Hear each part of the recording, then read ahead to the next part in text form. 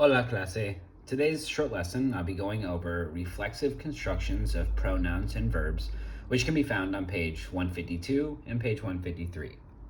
When the subject of the verb also receives the action of the verb, it is called reflexive. In English, the object sometimes includes self or selves. I see myself, we wash ourselves. An example, Isabel se peña, Isabel combs her hair. Isabel peña a su hermana. Isabel combs her sister's hair. The drawing on the left depicts a reflexive action. It is her hair. The drawing on the right depicts a non-reflexive action. It is her sister's hair. Reflexive pronouns are identical to direct object pronouns, except for the third person, se, for both singular and plural. We'll run through the subject pronoun, the reflexive pronoun, and for the verb, lavarse. Yo, meaning me, myself, lavo.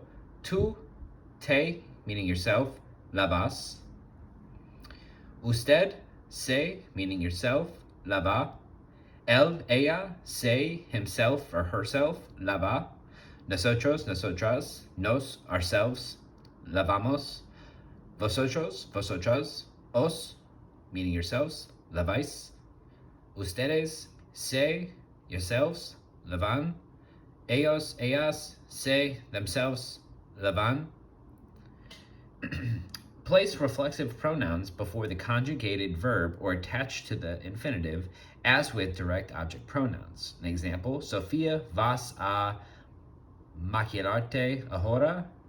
Sofía te vas a maquillar ahora, both meaning, Sophia, are you going to put on your makeup now?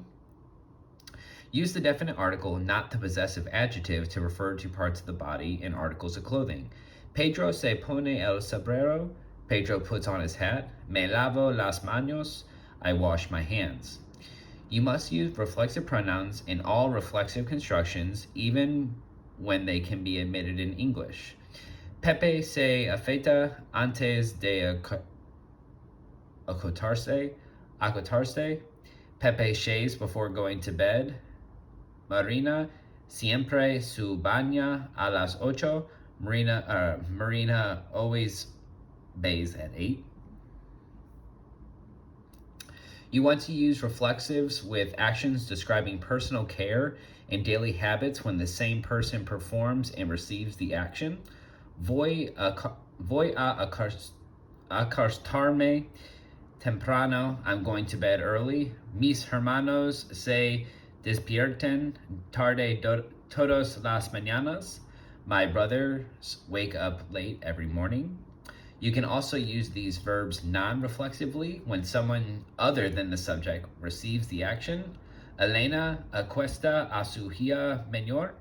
Elena puts her youngest daughter to bed. Despiertas a tu compañero de cuarto. Do you wake up your roommate? Verbs that express feeling, moods, and conditions are often used reflexively. In English, these are expressed as to get or to become or similar. Some of these examples, I'll go over a couple, but as you can go through the lesson, you can go through all these different mood verbs meaning different feelings, moods, conditions. Alegrarse meaning to become happy. Divertirse meaning to have fun. One of the examples of a phrase or a sentence, me alegro de ganar, I am happy to win. And then some verbs have different meanings when used with reflexive pronouns. And again, you guys can go through this list and kind of see for yourself and be able to go through these lists right here. Lastly, so to use the plural verb and the plural reflexive pronouns nos, os, and se when an action is reciprocal, that is when expressing to each other or one other. Nos queremos mucho, we love each other a lot. Los novios se ven todos los días, the sweethearts see one another every day. And usually the context will indicate a reciprocal action. However, for clarity, you can also add the phrase el uno a la otro, la una a la otra.